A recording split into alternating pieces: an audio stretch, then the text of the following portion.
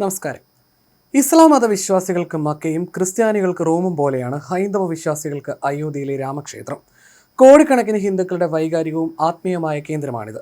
മഹാവിഷ്ണുവിൻ്റെ ഏഴാമത്തെ അവതാരമായ ശ്രീരാമൻ ജനിച്ച പുണ്യഭൂമി, 7 പുണ്യനഗരങ്ങൾ ഒന്നാമതായി കണക്കാക്കപ്പെടുന്ന മോക്ഷദായകമായ നഗരം, അതാണ് വിശ്വാസികൾക്ക് അയോധ്യയിലെ രാമക്ഷേത്രം.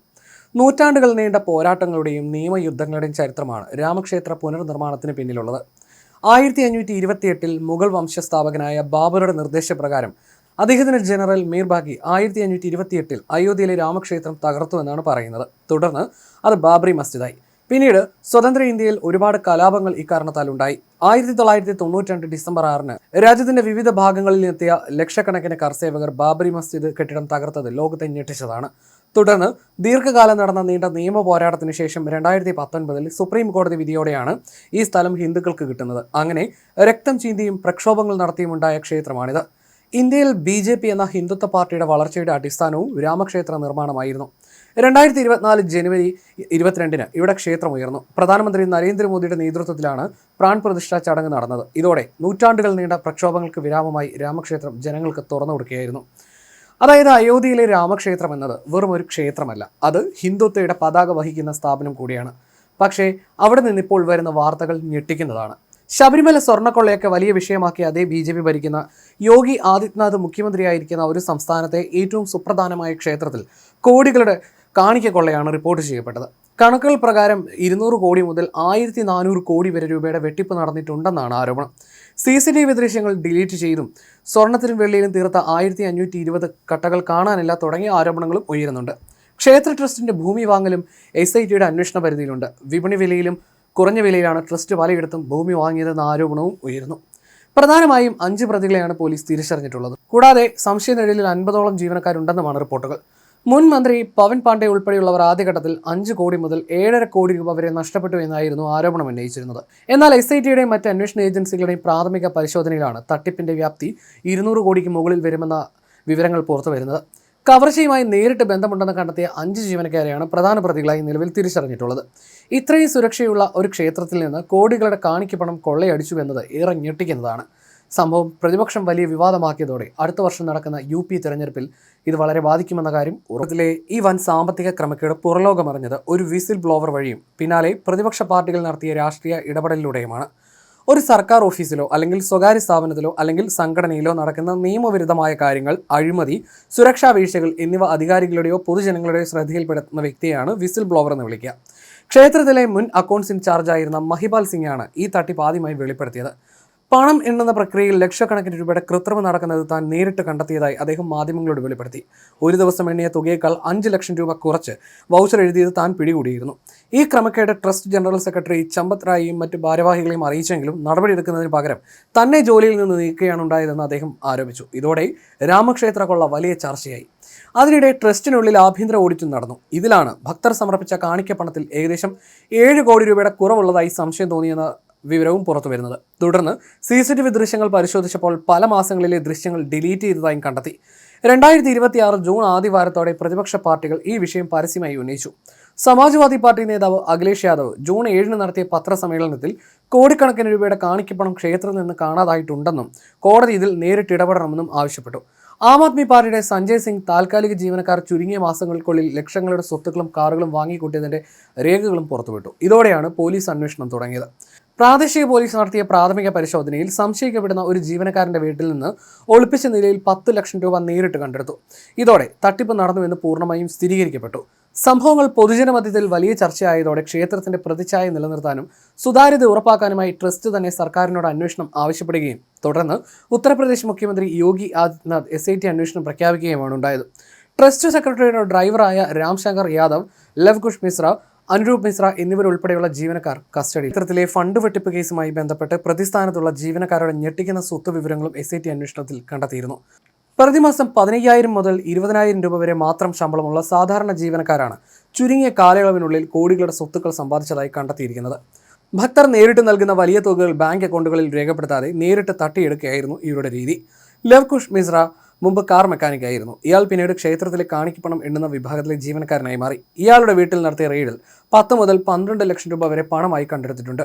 നോട്ടുകെട്ടുകൾ വീട്ടിലെ ചാണകക്കുഴിക്കുള്ളിലാണ് ഒളിപ്പിച്ചിരുന്നത്. ഇയാൾ അയോധ്യയിൽ 40 ലക്ഷം രൂപ വില മതിക്കുന്ന ഭൂമി സ്വന്തമാക്കുകയും അവിടെ വീട് നിർമ്മാണം ആരംഭിക്കുകയും ചെയ്തിട്ടുണ്ട്. അപ്പോൾ എത്രമാത്രം അടിച്ചു മാറ്റിയെന്നത് ഓർക്കണം. എന്നാൽ കുടുംബസ്വത്ത് പണയം വെച്ചാണ് ഈ തുക ഉണ്ടാക്കിയതെന്നാണ് ഇയാളുടെ പിതാവ് അവകാശപ്പെടുന്നത്. ഭക്തർ സമർപ്പിക്കുന്ന സ്വർണം, വെള്ളി തുടങ്ങിയ വിലപിടിപ്പുള്ള കാണിക്കകൾ ശേഖരിക്കുന്ന വിഭാഗത്തിൽ ജോലി ചെയ്തിരുന്ന മറ്റൊരു ജീവനക്കാരൻ അടുത്തിടെ അയോധ്യയിൽ 1.5 കോടി രൂപ വില മതിക്കുന്ന വലിയൊരു ഭൂമി വാങ്ങിയതായി അന്വേഷണത്തിൽ തെളിഞ്ഞു. ഇയാൾക്ക് വെറും 20,000 രൂപയിൽ താഴെ മാത്രമായിരുന്നു ശമ്പളം. രാംശങ്കർ യാദവ് എന്ന പിന്നുവാണ് മറ്റൊരു ആരോപിതൻ. 1991 മുതൽ ക്ഷേത്രവുമായി ബന്ധപ്പെട്ട് പ്രവർത്തിക്കുന്ന ഇയാൾ സെക്യൂരിറ്റി ചീഫ് കൂടിയായിരുന്നു. മാൻ പവർ സപ്ലൈ ഉൾപ്പെടെയുള്ള കാര്യങ്ങൾ നിയന്ത്രിച്ചിരുന്ന ഇയാൾക്കെതിരെയും മറ്റ് ജീവനക്കാരുടെ പരാതിയെ തുടർന്ന് SITയുടെ കർശന അന്വേഷണം നടക്കുന്നുണ്ട്. പ്രതികളിൽ ചിലരിൽ നിന്നായി ആഡംബര കാറുകളും വില കൂടിയ 3 ഐഫോണുകളും പോലീസ് പിടിച്ചെടുത്തിട്ടുണ്ട്. പണമെണ്ണുന്ന 50ഓളം ജീവനക്കാരുടെ ബാങ്ക് അക്കൗണ്ടുകളും അവരുടെ കുടുംബാംഗങ്ങളുടെ പേരിലുള്ള സ്വത്തുക്കളും SIT ഇപ്പോൾ പരിശോധനകൾക്കുള്ളിലും ശരീരത്തിലും ഒളിപ്പിച്ചാണ് കാണിക്കപ്പണം പുറത്തു കടത്തിയതെന്നാണ് പ്രാഥമിക സൂചനകൾ. കനത്ത സുരക്ഷയുള്ള ക്ഷേത്ര സമുച്ചയത്തിൽ മറ്റ് ജീവനക്കാരുടെയും ക്യാമറകളുടെയും കണ്ണ് വെട്ടിച്ച് ഇതെങ്ങനെ സാധ്യമായി എന്ന് SIT പരിശോധിക്കുന്നുണ്ട്. ജീവനക്കാരിൽ ഭൂരിഭാഗവും പരസ്പരം ഒത്തുകളിച്ചാണ് ഇത് ചെയ്തത്. അതിനാൽ ഒരാൾ ചെയ്യുന്നത് മറ്റൊരാൾ ഒറ്റിയില്ല. ക്യാഷ് കൗണ്ടിംഗ് ഏരിയയിലെ സെക്യൂരിറ്റി ജീവനക്കാർക്കും ഇതിൽ പങ്കുണ്ട്. ഡ്യൂട്ടി കഴിഞ്ഞിറങ്ങുമ്പോൾ ജീവനക്കാരെ കൃത്യമായി ശാരീരിക പരിശോധനയ്ക്ക് വിധേയമാക്കിയിരുന്നില്ല. ഒറ്റയടിക്ക് വലിയ തുകകൾ കടത്തുന്നതിന് പകരം ദിവസവും ഉയർന്ന മൂല്യമുള്ള നോട്ടുകൾ മാത്രമാണ് വസ്ത്രങ്ങൾക്കടിയിൽ ഒളിപ്പിച്ചത്.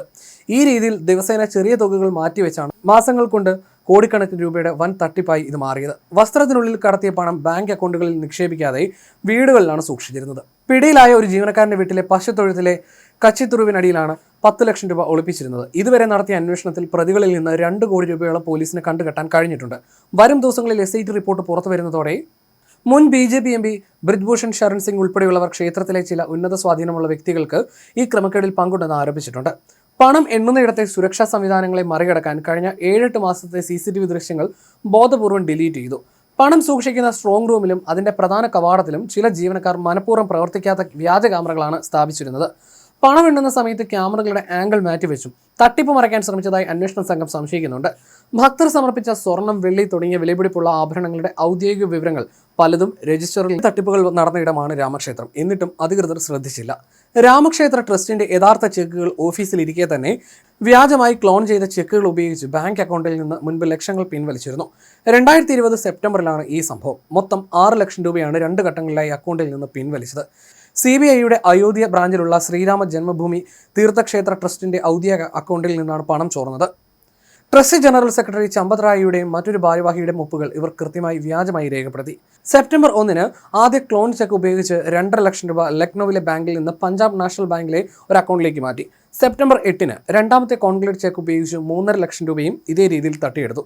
സെപ്റ്റംബർ 9 തട്ടിപ്പുകാർ 9.86 ലക്ഷം രൂപയുടെ മൂന്നാമതൊരു വ്യാജ ചെക്ക് ബാങ്ക് ഓഫ് ബറോഡയുടെ ലക്നൌ ശാഖയിൽ ക്ലിയറൻസിനായി നൽകി. തുക വലുതായതിനാൽ ലക്നൌവിലെ SBI ക്ലിയറിംഗ് ഹൗസിൽ നിന്ന് ട്രസ്റ്റ് ജനറൽ സെക്രട്ടറി ചമ്പത് റായിയെ ഫോണിൽ വിളിച്ച് വെരിഫിക്കേഷൻ നടത്തി. താൻ അങ്ങനെ ഒരു ചെക്ക് ഒപ്പിട്ട് നൽകിയിട്ടില്ലെന്നും ആ സീരിയൽ നമ്പറിലുള്ള യഥാർത്ഥ ചെക്ക് ഇപ്പോഴും ട്രസ്റ്റ് ഓഫീസിലെ ചെക്ക് ബുക്കിൽ തന്നെയുണ്ടെന്നും ചമ്പത് റായി വ്യക്തമാക്കിയതോടെയാണ് കോടികളുടെ കവർച്ചാ ശ്രമം പരാജയപ്പെട്ടതും മുൻപ് നടന്ന 6 ലക്ഷത്തിന്റെ തട്ടിപ്പ് പുറത്തായതും. ചമ്പത് റായിയുടെ പരാതിയിൽ അയോധ്യ കോട്ട്വാലി പോലീസ് സ്റ്റേഷനിൽ വഞ്ചനയ്ക്കും വ്യാജരേഖ ചമയ്ക്കലിനും കേസ് രജിസ്റ്റർ ചെയ്തു. അന്വേഷണത്തിൽ ഇതിനു പിന്നിൽ മഹാരാഷ്ട്ര കേന്ദ്രീകരിച്ചുള്ള ഒരു തട്ടിപ്പ് സംഘമാണെന്ന് കണ്ടെത്തുകയും പ്രതികളെ അറസ്റ്റ് ചെയ്യുകയും ചെയ്തു. തട്ടിപ്പ് നടന്ന ദിവസങ്ങൾക്കകം തന്നെ SBI ബാങ്ക് മാനേജ്മെന്റ് തങ്ങളുടെ സുരക്ഷാ വീഴ്ച സമ്മതിക്കുകയും തട്ടിയെടുത്ത 6 ലക്ഷം രൂപയും ട്രസ്റ്റിന്റെ അക്കൗണ്ടിലേക്ക് റീഫണ്ട് ചെയ്യുകയും ചെയ്തു. പ്രതിഷ്ഠാ സമയത്ത് ട്രസ്റ്റിന്റെ പേരിൽ വ്യാജ വെബ്സൈറ്റുകൾ ഉണ്ടാക്കി ഭക്തരിൽ നിന്ന് പ്രസാദം വിതരണം ചെയ്യാനെന്ന പേരിൽ സൈബർ സംഘങ്ങൾ കോടികൾ തട്ടിയിരുന്നു. ഉത്തർപ്രദേശിലെ ഗാസിയാബാദ് സ്വദേശിയായ ആശിഷ് സിംഗ് ആയിരുന്നു ഈ തട്ടിപ്പിന്റെ സൂത്രധാരൻ. നിലവിൽ അമേരിക്കയിൽ താമസിക്കുന്ന ഇയാൾ സിയാറ്റിലെ ഒരു സർവകലാശാലയിലെ പ്രൊഫസറാണെന്ന് നടിച്ചാണ് ഈ വലിയ തട്ടിപ്പ് ആസൂത്രണം ചെയ്തത്. രാമക്ഷേത്ര പ്രതിഷ്ഠാ ചടങ്ങിന് തൊട്ടു മുൻപ് ഇയാൾ ഒരു വ്യാജ വെബ്സൈറ്റും ഡിജിറ്റൽ പോർട്ടലും ആരംഭിച്ചു. അയോധ്യയിലെ രാമലല്ലയുടെ സൗജന്യ പ്രസാദം, ക്ഷേത്രത്തിന്റെ മാതൃക, സ്വർണ്ണ നാണയങ്ങൾ എന്നിവ ഭക്തരുടെ വീട്ടുപടിക്കൽ എത്തിച്ചു നൽകുമെന്നായിരുന്നു വെബ്സൈറ്റിലെ വാഗ്ദാനം. പ്രസാദം തികച്ചും സൗജന്യമാണെന്ന് അവകാശപ്പെട്ട ഇയാൾ അത് പാക്ക് ചെയ്യുന്നതിനും ഡെലിവറി ചെയ്യുന്നതിനുമുള്ള ചെലവ് എന്ന പേരിൽ ഇന്ത്യൻ ഭക്തരിൽ നിന്ന് 51 രൂപയും വിദേശ ഭക്തരിൽ നിന്ന് $11 വീതം വിവിധ ഡിജിറ്റൽ ഗേറ്റ്വേകൾ വഴി ഈടാക്കി. വെറും 20 ദിവസങ്ങൾക്കുള്ളിൽ, അതായത് 2023 ഡിസംബർ 19 മുതൽ 2024 ജനുവരി 12 വരെയുള്ള ദിവസം, ഈ ചുരുങ്ങിയ കാലയളവിൽ ഇന്ത്യയിൽ നിന്നും വിദേശത്തു നിന്നുമായി 6.3 ലക്ഷത്തിലധികം ഭക്തർ ഈ കെണിയിൽ വീണു. ഇങ്ങനെ 10.49 കോടി രൂപയാണ് ഇയാൾ തട്ടിയത്. ഇതിൽ 3.85 കോടി രൂപ പൂർണ്ണമായും പ്രസാദ വിതരണത്തിന്റെ പേരിൽ മാത്രം ഭക്തരിൽ നിന്ന് തട്ടിയെടുത്തതാണെന്ന് പോലീസ് കണ്ടെത്തി. പണം നൽകിയ ആർക്കും തന്നെ പ്രസാദം ലഭിച്ചതുമില്ല. ശ്രീരാമ ജന്മഭൂമി തീർത്ഥക്ഷേത്ര ട്രസ്റ്റ് നൽകിയ പരാതിയെ തുടർന്ന് സൈബർ സെൽ അന്വേഷണം ആരംഭിക്കുകയും തുടർന്ന് ഇന്ത്യയിൽ തിരിച്ചെത്തിയ ആശിഷ് സിംഗിനെ പോലീസ് അറസ്റ്റ് ചെയ്യുകയും ചെയ്തു. ഉത്തർപ്രദേശ് സൈബർ പോലീസിന്റെ ചരിത്രത്തിലെ ഏറ്റവും വലിയ റീഫണ്ടിലൂടെ തട്ടിപ്പിനിരയായ 3.72 ലക്ഷത്തിലധികം ഭക്തർക്കായി 2.15 കോടി രൂപ ബാങ്ക് അക്കൗണ്ടുകളിലേക്ക് വിജയകരമായി തിരികെ എത്തിച്ചു. ബാക്കി തുക കണ്ടുകെട്ടാനുള്ള നടപടികൾ പ്രാഥമിക അന്വേഷണ റിപ്പോർട്ട് സമർപ്പിച്ചു. മുഖ്യമന്ത്രി യോഗി ആദിത്യനാഥിനാണ് നേരിട്ട് റിപ്പോർട്ട് നൽകിയത്. പണാപഹരണം ഏറ്റവും അധികം നടന്നത് ഇക്കഴിഞ്ഞ കുംഭമേള കാലത്താണെന്നാണ് റിപ്പോർട്ടിലെ സൂചന. ട്രസ്റ്റ് ഭാരവാഹികളോടും ക്ഷേത്രം ജീവനക്കാരോടും അയോധ്യ വിട്ടു പോകരുതെന്ന് നിർദ്ദേശമുണ്ട്. ട്രസ്റ്റ് നടത്തിയ ഭൂമി ഇടപാടുകളും അന്വേഷണ പരിധിയുണ്ട്. ചമ്പതരായ്ക്കെതിരെ നടപടി ആവശ്യപ്പെട്ട് മുൻ കർസേവകന്റേതടക്കം 3 പേരുടെ പരാതി അയോധ്യ പോലീസ് സ്റ്റേഷനിൽ ലഭിച്ചിട്ടുണ്ട്. അയോധ്യ രാമക്ഷേത്രത്തിൽ ഭക്തർ സമർപ്പിച്ച വഴിപാടുകളിലും വിലപിടിപ്പുള്ള വസ്തുക്കളിലും വൻ ക്രമക്കേടും ഫണ്ട് തിരിമറി നടന്നതായിട്ടുള്ള പരാതികളിൽ അന്വേഷണം പുരോഗമിക്കുന്നതിനിടെ പുതിയ വെളിപ്പെടുത്തൽ വന്നിരുന്നു. ക്ഷേത്രത്തിലെ ശേഖരത്തിൽ നിന്നും 60 കിലോഗ്രാം വെള്ളിക്കട്ടികൾ കാണാതായതായും ഇവയുടെ യാതൊരുവിധ രേഖകളും ക്ഷേത്ര അധികൃതരുടെ പക്കലില്ലെന്നും അന്വേഷണ സംഘം കണ്ടെത്തി. രാമക്ഷേത്രത്തിലെ പ്രതിഷ്ഠാ ചടങ്ങായ പ്രാൺ പ്രതിഷ്ഠാ സമയത്ത് രാംലല്ലയ്ക്ക് ഭക്തർ സമർപ്പിച്ച ഈ വെള്ളിക്കട്ടകൾ ക്ഷേത്രത്തിന്റെ അടിത്തറയിൽ സ്ഥാപിക്കാൻ ഉദ്ദേശിച്ചിട്ടുള്ളവയായിരുന്നു. ഈ വെള്ളിക്കട്ടകളുടെ ചിത്രങ്ങൾ ഇന്ത്യ ടുഡേ പോലുള്ള ചില മാധ്യമങ്ങൾ പുറത്തുവിട്ടിട്ടുണ്ട്. കഴിഞ്ഞ 6 ദിവസമായി പ്രത്യേക അന്വേഷണ സംഘം ഈ വെള്ളിക്കട്ടകളുടെ നിലവിലെ അവസ്ഥയെക്കുറിച്ച് കൃത്യമായ രേഖകൾ ശേഖരിക്കാൻ ശ്രമിക്കുന്നുണ്ടെങ്കിലും അധികൃതർക്ക് ഇതുവരെ ഇതിന്റെ ഒരു വിവരവും കണ്ടെത്താനായിട്ടില്ല. വെള്ളിക്കട്ടകൾ സ്വീകരിച്ചത്, സൂക്ഷിച്ചു വെച്ചത് അല്ലെങ്കിൽ ഉപയോഗിച്ചത് സംബന്ധിച്ച യാതൊരുവിധ ഔദ്യോഗിക വിവരങ്ങളും അന്വേഷണ ഉദ്യോഗസ്ഥർക്ക് ലഭിച്ചിട്ടില്ലെന്നാണ് സൂചന. എന്നാൽ ഈ വെള്ളി സംഭാവന നൽകിയ ജ്വല്ലേഴ്സ് അസോസിയേഷൻ തങ്ങളുടെ പക്കൽ ശ്രീരാമ ജന്മഭൂമി തീർത്ഥക്ഷേത്ര ട്രസ്റ്റിന് വെള്ളി കൈമാറിയതിന്റെ കൃത്യമായ രസീതുണ്ടെന്ന് ഉറപ്പിച്ചു പറയുന്നു. കാണാതായ വെള്ളിക്കട്ടകൾ നിലവിൽ എവിടെയാണെന്നും അവ ഔദ്യോഗിക സ്റ്റോക്ക് ലിസ്റ്റിൽ ഉൾപ്പെടുത്തിയിട്ടുണ്ടോ എന്നും കണ്ടെത്താനുള്ള ശ്രമത്തിലാണ് അന്വേഷണം. സർക്കാരിനും BJPക്കും രാഷ്ട്രീയമായി വലിയ വെല്ലുവിളിയാണ് ഉയർത്തുന്നത്. UPയിലെ നിയമസഭാ തെരഞ്ഞെടുപ്പിന് ഇനി അധിക സമയമില്ല. 2027 ആദ്യ പകുതിയിലാണിത്. കഴിഞ്ഞ ലോക്സഭാ തെരഞ്ഞെടുപ്പിൽ UPയിൽ BJPക്ക് വലിയ രീതിയിലുള്ള സീറ്റ് കുറവുണ്ടായിട്ടുണ്ട്. അതിനിടെ ഇപ്പോൾ ഉയർന്നു വന്ന ക്ഷേത്ര ഫണ്ട് വിവാദം BJPയെ ബാധിക്കുമെന്ന് ഉറപ്പാണ്. അഴിമതിരഹിത ഭരണം എന്ന യോഗി ആദിത്യനാഥിന്റെ പ്രതിച്ഛായയ്ക്ക് ഈ അഴിമതി വലിയ തിരിച്ചടിയാണ്. കടുത്ത നടപടികളിലൂടെ ഭക്തരുടെ ആത്മവിശ്വാസം വീണ്ടെടുക്കാനാണ് യോഗി സർക്കാർ ശ്രമിക്കുന്നത്. എന്നാൽ സമാജ്വാദി പാർട്ടിയും കോൺഗ്രസും ഈ വിഷയം യോഗി സർക്കാരിന്റെ പരാജയമായി ഉയർത്തിക്കാട്ടി വലിയ ജനകീയ പ്രക്ഷോഭങ്ങൾക്ക് തുടക്കമിട്ടിട്ടുണ്ട്. ഹിന്ദുക്കളുടെ വികാരം സംരക്ഷിക്കുന്നു എന്ന് പറയുന്നവരുടെ മൂക്കിന് താഴെയാണ് രാമക്ഷേത്രത്തിലെ കോടികളുടെ വെട്ടിപ്പ് നടന്നതെന്ന് പ്രതിപക്ഷം ആരോപിക്കുന്നു. കേരളത്തിലെ ശബരിമലയിലെ സ്വർണ്ണ കവർച്ച BJP ഉന്നയിക്കുമ്പോൾ ഹിന്ദു വിശ്വാസത്തിന്റെ ഉറവിടമായ രാമക്ഷേത്രത്തിലെ കാണിക്ക കവർച്ച പ്രതിരോധിക്കാൻ പാർട്ടി പണിപ്പെടുകയാണ്. ശ്രീരാമ ജന്മഭൂമി തീർത്ഥക്ഷേത്ര ട്രസ്റ്റിന്റെ ആവശ്യപ്രകാരമാണ് യോഗി ആദിത്യനാഥ് സർക്കാർ 3 അംഗ SIT രൂപീകരിച്ചത്. Lucknow divisional commissioner, Lucknow range IG, finance special secretary എന്നിവരാണ് അംഗങ്ങൾ. 2024 ജനുവരിയിൽ ക്ഷേത്രം ഉദ്ഘാടനം ചെയ്തതിനു ശേഷം ലഭിച്ച സംഭാവനകളുടെ കണക്കുകൾ, ബാങ്ക് ഇടപാട്, ക്ഷേത്രം ജീവനക്കാരുടെ ഇടപെടൽ തുടങ്ങിയ കാര്യങ്ങളാണ് SIT പരിശോധിക്കുന്നത്. ആധുനികമായ സാങ്കേതിക വിദ്യകൾ മെച്ചപ്പെടുത്തിയാൽ തന്നെ ഇത്തരം കവർച്ചകൾ തടയാൻ കഴിയുമെന്ന് വിദഗ്ധർ ചൂണ്ടിക്കാട്ടുന്നു. പണം എണ്ണുന്ന മുറികളിൽ AI ക്യാമറകൾ സ്ഥാപിക്കുകയാണ് ഇതിൽ ഏറ്റവും പ്രധാനം. ജീവനക്കാരുടെ അസ്വാഭാവിക ചലനങ്ങൾ ഇവ വേഗത്തിൽ തിരിച്ചറിയും. ജീവനക്കാരെ അകത്തേക്ക് പ്രവേശിപ്പിക്കുമ്പോഴും പുറത്തേക്ക് പോകുമ്പോഴും വിമാനത്താവളങ്ങളിലേതിന് സമാനമായ ബോഡി സ്കാനർ പരിശോധനയ്ക്ക് വിധേയരാക്കണം. ക്യാഷ്ലെസ് സംഭാവനകൾ പ്രോത്സാഹിപ്പിക്കുകയാണ് ക്ഷേത്രക്കൊള്ളകൾ തടയാനുള്ള മറ്റൊരു പോംവഴി. ഭക്തർക്ക് digital UPI, QR code, bank transfer എന്നിവ വഴി മാത്രം വലിയ തുകകൾ നൽകാനുള്ള സംവിധാനം കൂടുതൽ കർക്കശമാക്കുക, അങ്ങനെ നേരിട്ടുള്ള പണമിടപാടുകൾ കുറയ്ക്കുക. ഫോറൻസിക് ഓഡിറ്റിംഗ് ആണ് മറ്റൊരു പ്രധാന വിഷയം. ക്ഷേത്രങ്ങളിലെ വരുമാനം, സ്വർണ്ണശേഖരവും എല്ലാ വർഷവും പ്രമുഖ ഏജൻസികളെ കൊണ്ട് തേർഡ് പാർട്ടി ഫോറൻസിക് ഓഡിറ്റിംഗിന് വിധേയമാക്കുക. പണം കൈകാര്യം ചെയ്യുന്ന തസ്തികകളിൽ താൽക്കാലിക ജീവനക്കാരെ ഒഴിവാക്കി കൃത്യമായ പശ്ചാത്തല പരിശോധന നടത്തിയ സ്ഥിരം ജീവനക്കാരെ മാത്രം നിയമിക്കണമെന്നും വിദഗ്ധർ പറയുന്നു.